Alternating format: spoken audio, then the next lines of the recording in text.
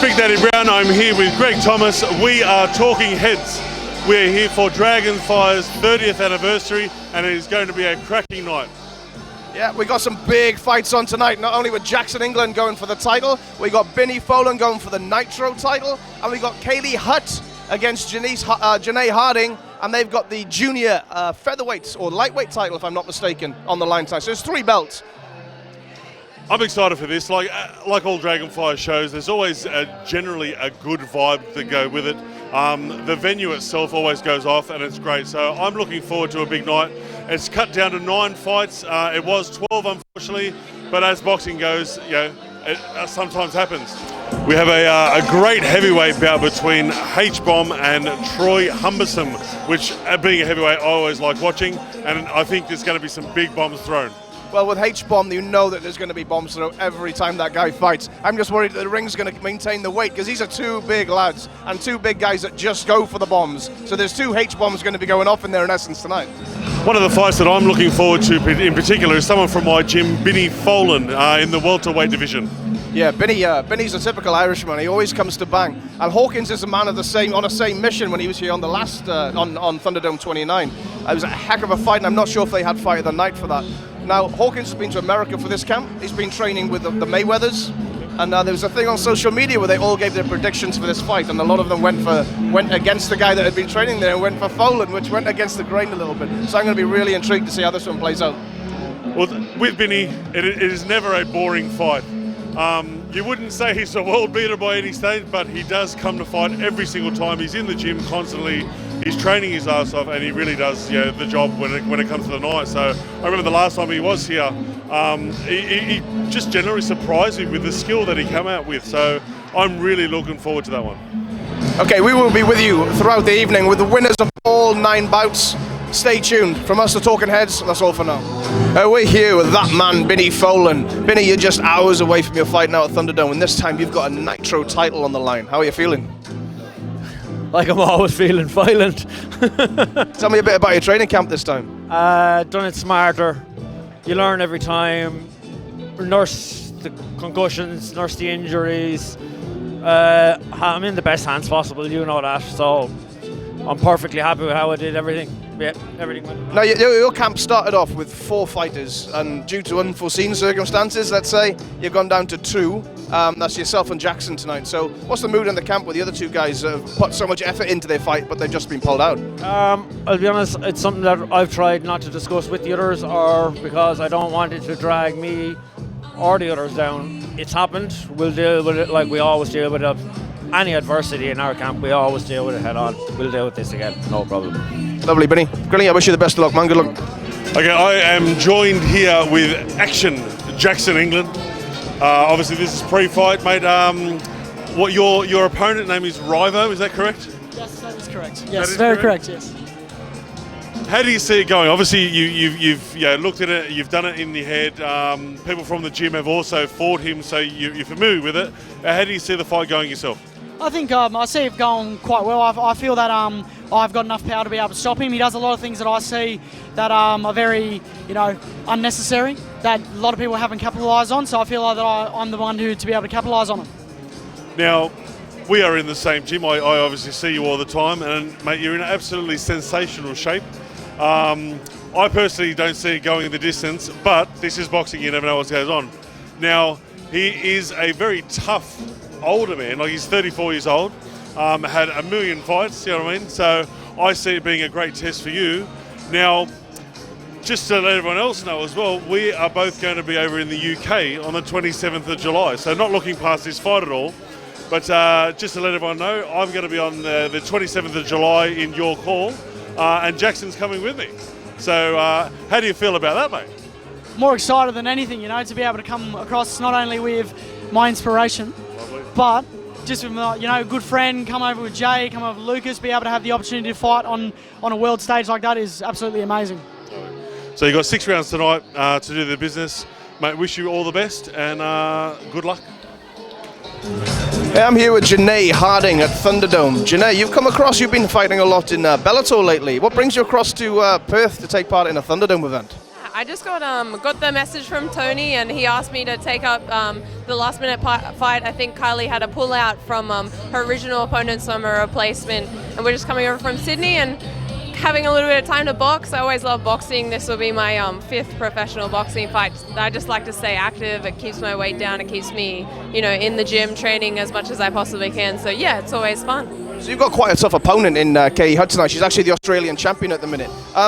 How do you feel about how this fight could play out? And are you using boxing as kind of a stepping stone to help your stand-up game with the MMA? Yeah, definitely. I always like refining my boxing, going back to kind of that single discipline.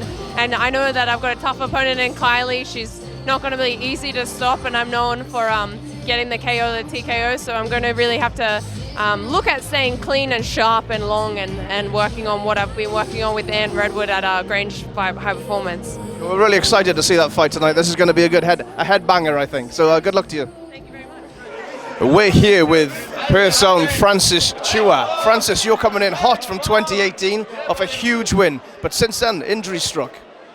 Yeah, it's actually a ongoing injury. I've actually had it since my very first fight, so I've been fighting with the injury the whole time. And I've been on a waiting list for over a year, and then I had no fight coming up, so then I think something happened. Yeah, I had no fight coming up, and then the promoter said, hey, you're on the waiting list, it's come up, get your surgery done, and so I done it. Actually, I was borderline regretting it a little bit because I couldn't train, can't do anything. Yeah. No, in your character, that would absolutely kill you. I saw you in the gym a couple of times. I'm just cycling on the bike or I'm doing legs. You couldn't punch for weeks. Yeah, I couldn't punch for ages. I've only just started getting into the sparring the last 2 weeks. Yeah, but the thing is, the whole time I've been running, just legs, running, ab work, doing all the rehab stuff. Like the band's just so slow, but I'm doing it, and I was doing it every day, and now I've been punching. I feel it. So you can still feel it? Yeah, I can still feel it in my arm. I still can't do push-ups, but I have been able to do chin-ups now, so I'm starting to do that. Well, that's a start, considering you went for a world record in push-ups. Not being able to do push-ups must kill you as well. But once you come back and you're training, have you got anything lined up? Do you know what the plan is for yourself? No, actually, I don't have a clue.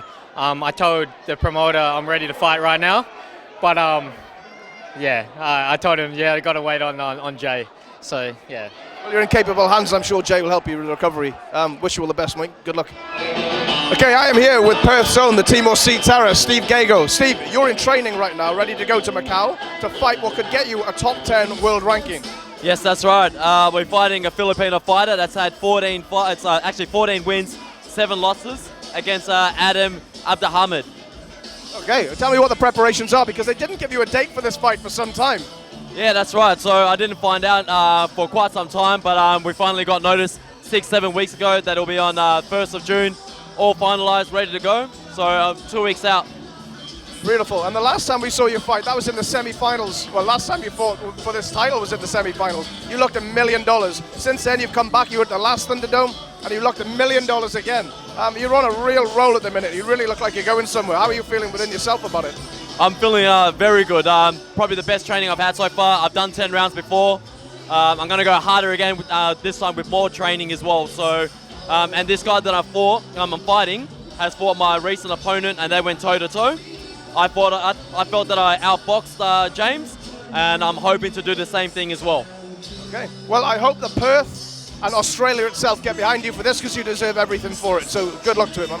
I'm here with Mr. H-Bomb after his fight, mate. Unfortunately, he didn't get the decision, but tell us about it. Thanks for having me, Big Daddy. Yeah, Dragonfly Promotions. Yes, it was an ugly fight. I did outwork him. I won easy the last rounds, the last 3. It was originally a 4x3. They changed it the last 30 seconds. Obviously, he thought he had gas out, which he fucking did. In my heart, I believe I won it. Give me a rematch or a state title. To be honest, yeah, the 4x2 minute rounds sort of got me a little bit. Yeah, sort of not. Yeah, it wasn't exactly what I thought was going to happen, but yeah, this is the fight game. I thought it was very much a slappy sort of fight, but you did work. I thought you did outwork him. I hope to see some sort of rematch. I know you do work hard in the gym, everything else, so I hope to see a rematch. Would that be the next thing for you? To tell you the truth, I'd rather someone like Shane or over 6 rounds. I prefer longer fights. I don't like this 4-2. that was my 12th professional fight, so I'm a bit on that. My last fight was an 8-rounder. I want a 6-rounder for my next one, some title elimination or something. Mate, that's all fair enough, and congratulations. Mate, hope to see you again soon. Thanks for having me. Good man.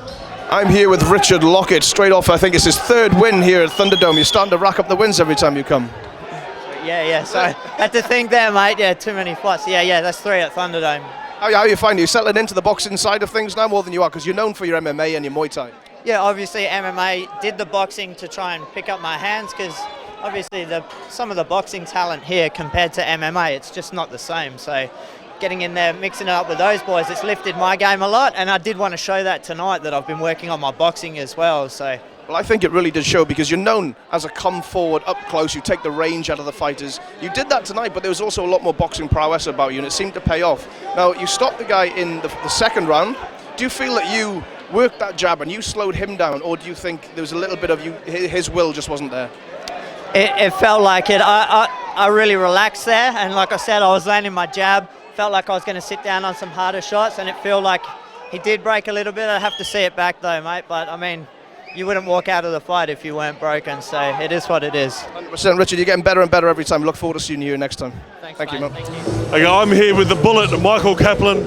Lovely victory, lovely fight. You're always in entertaining fights, mate. How'd it feel? It felt good, yeah. I felt strong. We had a good game plan. I stuck to the game plan. I felt great tonight. Yeah, thanks. Mate, he was on his debut, but he was definitely game and he came to fight, which was good. Mate, did you feel in control the entire fight? Yeah, I felt in control. I knew it would be a bit wild, and that could put any fighter off. So Copper like a really wild shot. So I just played it smart and boxed. I didn't fall into his game. I just played the boxing game and movement. Yeah. Well, well done, mate. I hope we see more of you very soon, and congratulations. We're here with Katie Hedz, who just won the state title. You must be over the moon. Ecstatic, yeah, I'm over the moon. It was a hard training camp and lots of hours, so yeah, I'm happy with my performance. It's against such a worthy opponent. Your opponent's been fighting in Bellator. She's got a very good record. Yeah, she was very hard, and I'm glad that I got the opportunity to have some rounds with her tonight and go to war. So it's definitely one to have on my belt. Okay, I'm here with Jesse White, who's just off a very impressive performance against Bryce Rouleau, winning your now 4th professional fight. Yep, 4th. Yep. So you were based in Perth and now living in Melbourne for your boxing. This is your first fight back in Perth. You must be over the moon to get that out of the way. Yeah, I'm stoked to be home, man. Stoked to be home, fighting in front of my home crowd, family, friends. It's good. Feels good. You looked $1 million up there. Your movement, your speed, it was all on. It looked one step higher than the opponent, and the opponent is a very worthy one. Where do you want to take this boxing? What's next for you? Hopefully back here in July for a state title shot. It'll be nice. But yeah, no, he's very strong, Bryce. Very, very strong. So it was a good win. Did I hear them mention the Pitbull Paul Gould for a state title fight? There was a mention, man. I don't care who it is. I just want a shot, man. I want to come here in front of my home crowd, fans, friends, family back home, coming back over from Melbourne. It'll be huge. Yeah, and we really look forward to it as well. It's a pleasure to have you here tonight. Thank you very much. I'm here with the winner, Mr. Action Jackson England. Mate, that was an absolute sensational performance from a guy who's been in there and been there, done that with other people, and you stopped him within the 1st round. Mate, absolutely sensational. How's it feel? Feels a little bit surreal. Someone who's so tough and so durable and has so much about him and has so much grit. 72 fights. Go on the distance, we're losing, winning, has a pretty win-loss record, and I felt amazing. I got in there and I put the pressure on straight away, and he just couldn't hurt in my power. I saw you in the dressing room, played a few songs for you, which is great, but your preparation and when you got into the ring was sensational. Like it was perfect. It was clinical, and now I'm looking forward to July when we both go over to London. Is that the next, for you, is that what you're going to go home and have a break, everything else, but get straight back into it, yeah? Yeah, straight back into it with you, my big friend, get straight back into it. Probably have a couple of days off just to relax. As soon as I'm back into it, I'm seeing you. We're grooving, we're chilling, we're dancing, we're fighting, we're dancing, we're doing everything, it's going all over. It's good. Well, there's a lot of people here waiting to talk to you, to pat you on the back and take photos, so I'm going to leave you with it, but congratulations, mate, you're absolutely sensational. Okay, we're at the end of an action-packed night here at Thunderdome 30. We've signed it off with Action Jackson England putting on a devastating performance there. We saw the heavyweights go at it. We saw the lightweights go at it. We saw the ladies go at it, which was a hell of a battle. What have you made of the night tonight, Lucas? To be honest, I liked the ladies' fight. The ladies, they really showed they could box, and they fought extremely well. Action is that is the word of the night. Action. Action Jackson really did the job tonight. I really liked the way he performed. Absolutely clinical. So another great night for Dragonfly. Yeah, not to bring it up, it's Action Jackson England. It's kind of his night. He stole the show with that performance at the end. And the fact that his opponent had gone the distance with another Action Jackson, I think after that performance, maybe there's only one Action Jackson England in Australia now. Time to sort out who's who. That's exactly right. Like, in all honesty, he's only had a handful of fights, but the kid's got a great future, and it's going to be excellent to see him come over with me to London. 27th of July at York Hall. He's going to be on the undercard, and an absolute sensational experience for him to be able to get in there. Just to talk about that, on July 27th, York Hall, Bethnal Green is a rather prestigious place to fight, especially being from the UK. I can tell you that one straight from the heart. I'm excited for you to go to that card, and you've got Tom Little in that fight. They're going to need a big ring for that one. That's correct, mate. Tom Little, he gets in there and he talks it up, and he tries as much as he can to sell a fight. I'm looking forward to a great fight. He's 6'7", like he's a big boy, so it's not going to be an easy fight, so to speak. But I'm looking at it to be victorious when I go over there and move forward again with more fights in the UK, more money, and just basically make the crowd happy by me knocking someone out. Well, I've said it before. I said it earlier. I said it to Steve Gagel, and I'll say it to you. I hope we can somehow get Australia behind you, get Perth behind you, and get the news of this fight that you're representing. The pair of you from the same gym are representing Australia at the highest level in the world. You're flying the flag for the country, so let's hope we can get it out there and get this country behind you guys and give you the respect and the support that you guys deserve to move forward. That is exactly right, and it's unfortunate that people have to go overseas to get the notoriety that they should deserve here in Australia. But it's only a matter of time. I think if we keep on putting good performances in, I think it's going to happen. Beautiful. Guys, another great episode. That's the Talking Heads signing off. Thank you very much.